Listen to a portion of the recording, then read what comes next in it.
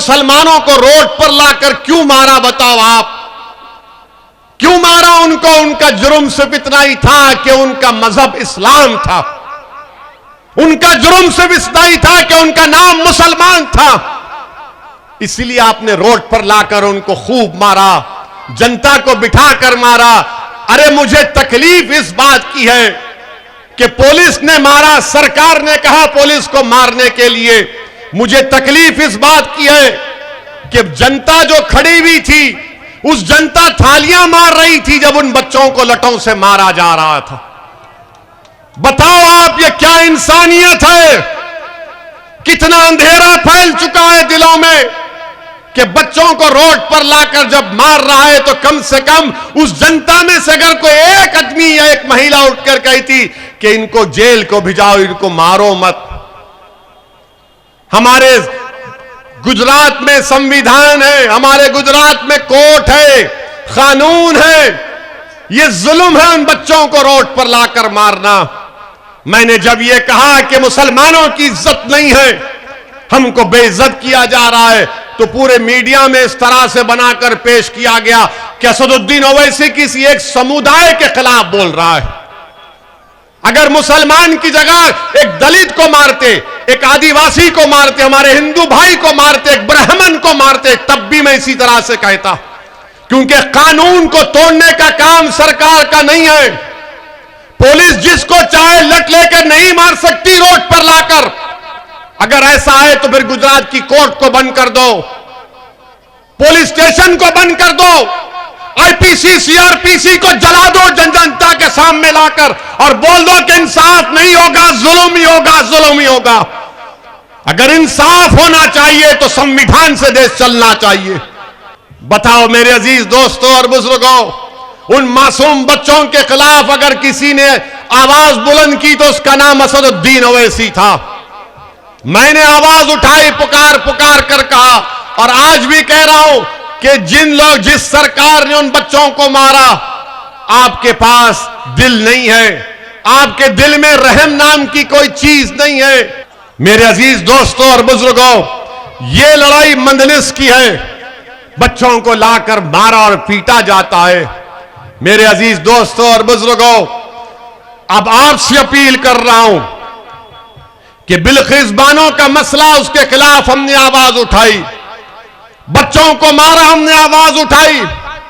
आप तमाम ने कहा कि हां ओवैसी ने आवाज उठाई, मगर मैं आपसे पूछ रहा हूं, मैं बापू नगर की जनता से पूछ रहा हूं, मैदानी लिमड़ा की जनता से पूछ रहा हूं, मैं साबिर काबुलीवाला साहब के विधानसभा की जनता से सवाल कर रहा हूं, मैं सूरत की जनता से सवाल कर रहा हूं। जो लोग खामोश बैठ गए जब बिल्किस के कातिलों को छोड़ा गया, जिन्होंने खामोशी अख्तियार की और जिसने बिल्किस के हक के लिए खड़ा हुआ, जिसने बच्चों को लाठी से मारी, जिसने उनकी तकलीफ को अपने सीने में महसूस की, उनको मारना यह देखा कि ये मेरी औलाद को मार रहे हैं। अब आपको फैसला करना है कि क्या आप मुझे सजा देंगे या मुझे इनाम देंगे। यह आपको तय करना है कि क्या आप मुझे सजा देंगे या इनाम देंगे। मैं आपसे अपील कर रहा हूं कि जो खामोश बैठ रहे हैं, आप उनको वोट देते आए, उनको वोट मत दो। याद रखो, जो आपकी तकलीफ को देखकर अपनी आंखें बंद कर लेते हैं, जो मजलूमों की तकलीफ को देखकर उनकी जबानें गूंगी हो जाती है, उनकी आंखों पर पर्दा पड़ जाता है, ओवैसी आपसे कह रहा है, आपसे अपील कर रहा है कि अगर तुम खामोश रहने वाली पार्टियों को वोट दोगे तो याद रखो, खुदा ना खास्ता तुमको हमेशा के लिए खामोश ना कर दें। तुम अगर खामोश रहने वालों का साथ दोगे तो जुल्म बढ़ता जाएगा। तुम खामोश रहने वाली पार्टियों को वोट दोगे तो याद रखो, तुम्हारे नौजवानों की जिंदगियों को बर्बाद कर दिया जाएगा। तुम अगर खामोश रहने वालों को वोट दोगे तो दलितों का, आदिवासियों का, मजलूमों का, गरीबों का एक्सप्लॉयटेशन चलता रहेगा। बोलने वालों का साथ दो, लड़ने वालों का साथ दो, जो इस जुल्म के खिलाफ एहतजाज बुलंद करते हैं उनका साथ दो आप। अब आपको तय करना है कि आप खामोश रहने वालों का साथ देंगे या गरीबों की आवाज, उनकी तकलीफ को समझने वालों का साथ देंगे। बिल्किस बानो गुजरात की भी बेटी है और भारत की भी बेटी है। जिन बच्चों को मारा गया वो हर किसी की औलाद है। मेरे अजीज दोस्तों और बुजुर्गों, इसीलिए मैं आपसे अपील कर रहा हूं कि ये विधानसभा के चुनाव हमारे लिए अहम है। अगर मंजलिस के विधायक जीत कर जाएंगे तो चाहे बापू नगर हो या साबिर काबुलीवाला साहब की विधानसभा हो, ये अगर एमएलए बन के जाएंगे इंशाअल्लाह तो गुजरात की विधानसभा में वो गरीबों और मजलूमों की इंसाफ की लड़ाई लड़ेंगे। हमसे आज लोग आकर कहते हैं कि 3 है, 3 का क्या होगा। मैं ये कहता हूं कि तुम 3 की क्यों बात कर रहे हो, मैं तो 3 को 12 करने की कोशिश कर रहा हूं। मैं 3 को 12 करने की कोशिश कर रहा हूं, मेरा साथ दो। मगर वो लोग बोलते नहीं 3 है। अरे 3 नहीं, 3 को और बढ़ाओ। जब हमारे पटेल भाई मुसलमानों के बराबर उनकी आबादी है, कितने उनके एमएलए हैं? 42 उनके एमएलए हैं। मैं मुबारकबाद देता हूं गुजरात के पटेल भाइयों को कि वो कांग्रेस में भी हैं, भाजपा में भी हैं, हर पार्टी में। मगर जब अपने कैंडिडेट की बात आती तो सब एक होकर उसको कामयाब करते हैं।